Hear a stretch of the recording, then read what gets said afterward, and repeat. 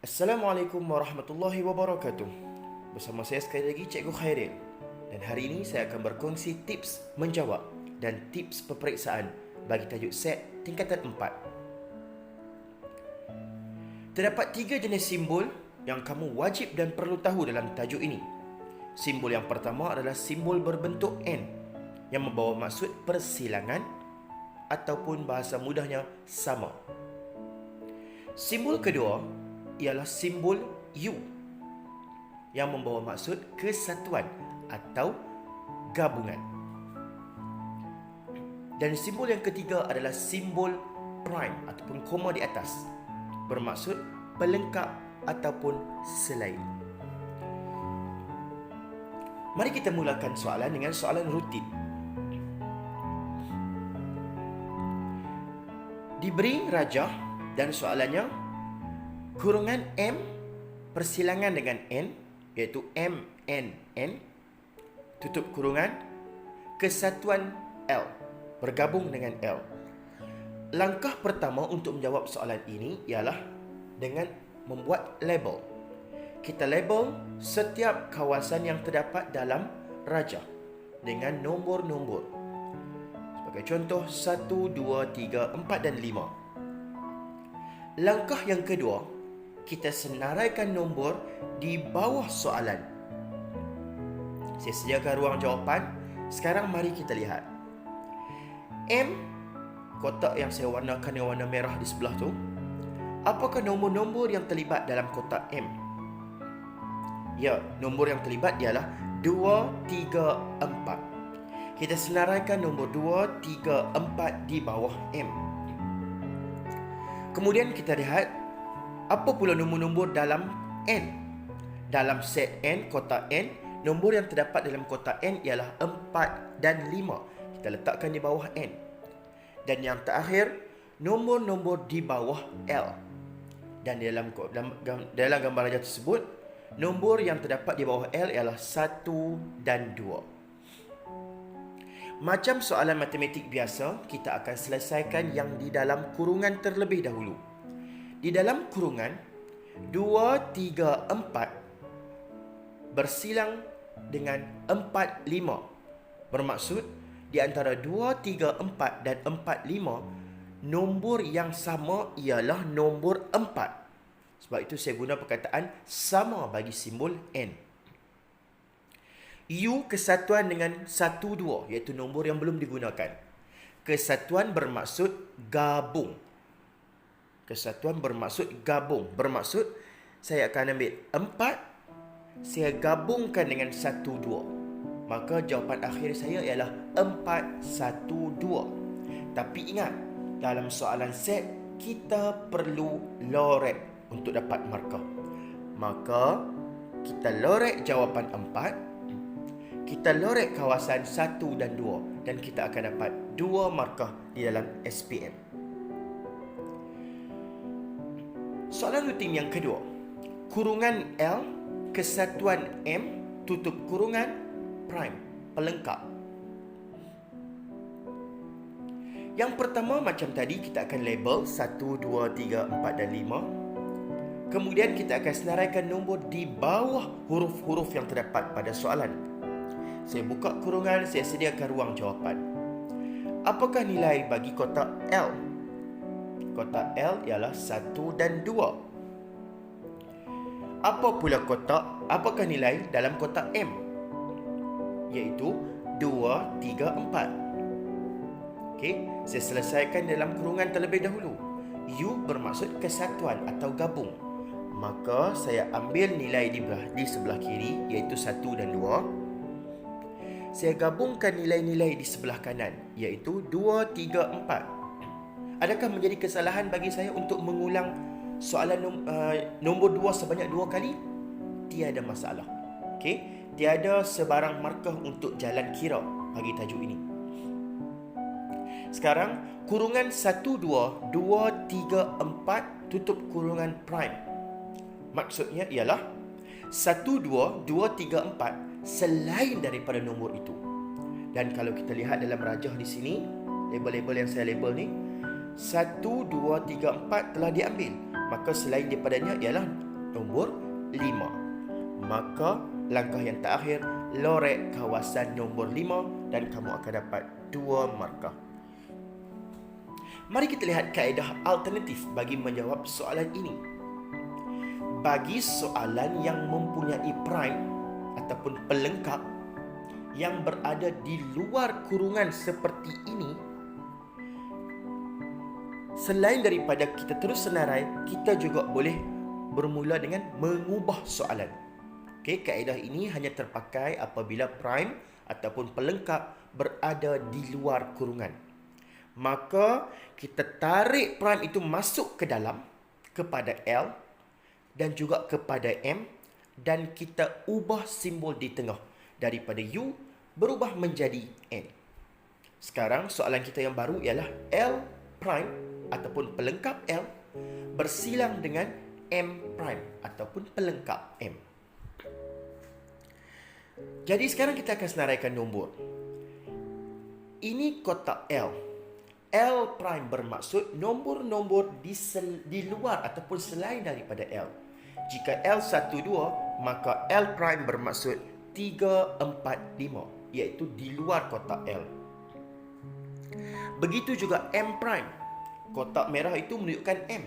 M prime bermaksud di luar M, iaitu 1, 5. Dan hubungan di antara 3, 4, 5 bersilang 1, 5 sekarang ialah sama. Apa nombor yang sama di antara 3, 4, 5 dan 1, 5? Ya jelas, nombor yang sama ialah 5. Maka kita lorek 5, sekali lagi kita dapat 2 markah. Mari kita lihat kesalahan umum dalam tajuk ini. Kesalahan yang sering dilakukan oleh para pelajar. Di dalam SPM, terdapat begitu ramai pelajar yang menunjukkan langkah pengiraan yang jelas, tepat dan lengkap seperti yang dibuat dalam slide ini. Tetapi tidak melorek kawasan. Mungkin mereka terlupa atau sebagainya. Apabila kamu tunjuk jalan kira yang lengkap tetapi tidak lorek kawasan yang sepatutnya, maka markah ialah kosong markah. Ingat, tajuk set ini 100% dilihat kepada kawasan yang dilorek. Jalan kira tidak diambil. Kita lihat contoh situasi bagi soalan bukan rutin. Situasi pertama, diberi set P 2, 4, 6, 8, 10, 12. Manakala set Q 1, 3, 5, 7 dan 9. Daripada situasi ini, kita dapat lihat nilai-nilai dalam set P dan nilai-nilai dalam set Q tiada persamaan. Okey, apabila tiada persamaan, macam mana kita nak lukis set P dan set Q? Caranya, kita lukis satu bulatan untuk set P. Kita lukis lagi satu bentuk yang tidak menyentuh atau bersilang dengan P. Okey, kenapa? Kerana P dan Q tiada persamaan. Apabila P dan Q tiada persamaan, maka set P dan set Q mesti tidak menyentuh atau tidak bersilang di antara satu sama lain. Situasi yang kedua, diberi set P 2, 4, 6, 8, 10, 12 dan set Q 2, 3, 5, 7 dan 11. Dalam situasi yang kedua ini kita dapat lihat set P dan set Q mempunyai persamaan.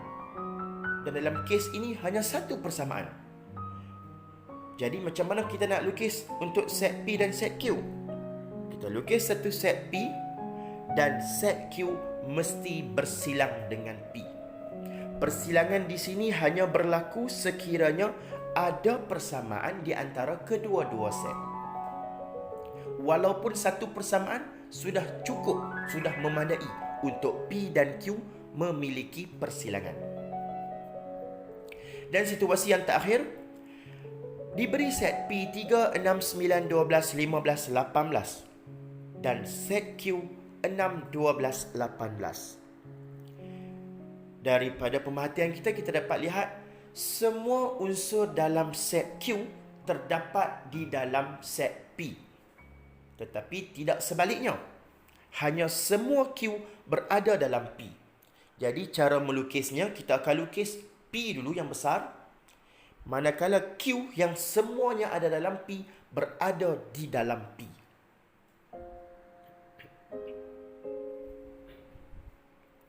Mari kita lihat penggunaan dia.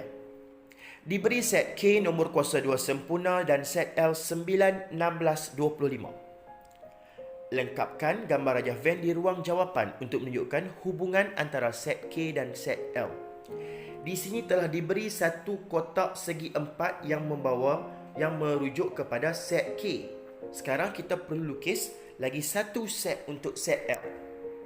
Okay, kita ada tiga jenis keadaan untuk L. Mungkin L bersilang dengan K, mungkin L tak bersilang dengan K, mungkin L berada di dalam K. Caranya, kita akan senaraikan dulu beberapa nombor untuk set K. K ialah nombor kuasa 2 sempurna. Bermaksud 1, 4, 9, 16, 25, 36 dan seterusnya. Manakala L 9, 16, 25. Daripada sini kita dapat buat perbandingan. Kita dapat lihat L ada 9, K juga ada 9. L ada 16, K juga ada 16. Dan L ada 25, K juga ada 25. Ini bermaksud soalan ini menyamai dengan situasi ketiga sebelum yang sebelum ini, iaitu semua unsur L ada dalam K. Jadi apa yang perlu kita buat? Kita hanya perlu lukis satu bentuk di dalam K dan terus kita akan dapat satu markah. Saya sediakan tips SPM. Ini antara jawapan-jawapan calon yang akan jawab dalam Pak Isam. Calon yang pertama, dia bulatkan L dan dia letakkan unsur-unsur di dalam L dengan tepat. Maka pelajar ini mendapat satu markah. Kerana pemeriksa akan abaikan segala unsur yang ditulis dalam jawapan. Kami hanya melihat kepada bentuk jawapan. Dalam situasi yang kedua, calon yang kedua di sini meletakkan unsur tetapi dalam kedudukan unsur yang salah. Namun sekali lagi unsur diabaikan untuk mendapat satu markah penuh. Bagi calon yang ketiga, setelah dibina bentuk, dia juga turut melorek kawasan tersebut. Sekali lagi, satu markah diperolehi. Kerana dalam SPM, lorek diabaikan bagi soalan bukan rutin sebegini. Bagi calon yang keempat, calon ini menggunakan simbol selain bulatan, iaitu simbol berbentuk love atau hati. Masih lagi satu markah. Kerana pemeriksa menerima sebarang bentuk untuk jawapan ini. Bagi calon yang seterusnya, terdapat dua bentuk di sini. Ada dua bentuk, maka ini kosong markah. Hanya menerima satu bentuk untuk L. Dan untuk calon yang terakhir, tidak tertutup. Kita dapat lihat L tersebut. Di sini terdapat satu kawasan gap yang tidak tertutup. Maka di situ nilainya ialah kosong markah. Perkara yang terakhir ialah kita akan belajar tentang takrif set. Mari kita lihat set yang pertama. X bersilang dengan Y, di tengah-tengah ni ada lorekan. Ini namanya X bersilang dengan Y. Kawasan lorekan itu ditakrifkan sebagai X bersilang dengan Y. X and Y. Untuk contoh yang kedua, dilorekkan semua kawasan X dan Y. Seolah-olah ianya membawa maksud X bergabung ataupun bersatu dengan Y. Maka simbolnya ialah XUY. Dan untuk contoh yang terakhir, kita dapat lihat semua kawasan selain daripada Y telah dilorek. Bermakna ini membawa maksud kecuali Y. Kawasan yang dilorek ialah kawasan yang kecuali Y. Maka simbol yang kita akan guna ialah Y prime ataupun Y pelengkap. Dan ini soalan bukan rutin yang terakhir. Nyatakan hubungan yang diwakili oleh rantau berlorek di antara set X, Y dan Z. Kita rujuk yang pertama antara X dengan Y terlebih dahulu. Hubungan yang diwakili oleh kawasan yang dilorek itu ialah kawasan persilangan di antara X dan Y. Maka di situ rumusnya ialah X and Y. Tarifannya ialah X and Y, iaitu X bersilang dengan Y. Manakala kawasan di sini pula ialah kawasan semua Z ataupun gabungkan dengan Z, maka kita akan dapat UZ. Gabungkan kedua-dua tarifan ini menjadi X and Y UZ. Dan kita akan dapat 2 markah. Dan ini tips SPM yang terakhir. Ada pelajar menjawab soalan ini dengan menggunakan perkataan dalam bentuk ayat, maka nilai yang kamu akan dapat ialah 0 markah. Dan bagi calon yang kedua pula, terdapatnya multiple answers, iaitu terdapat lebih daripada satu jawapan. Di sini, walaupun jawapan yang pertama ini tepat, disebabkan terdapat 2 jawapan, maka nilainya ialah 0. Okey, jadi sekian saja daripada saya untuk kali ini. Kita jumpa lagi dalam video yang akan datang dengan tajuk yang lain. Sekian, Assalamualaikum warahmatullahi wabarakatuh.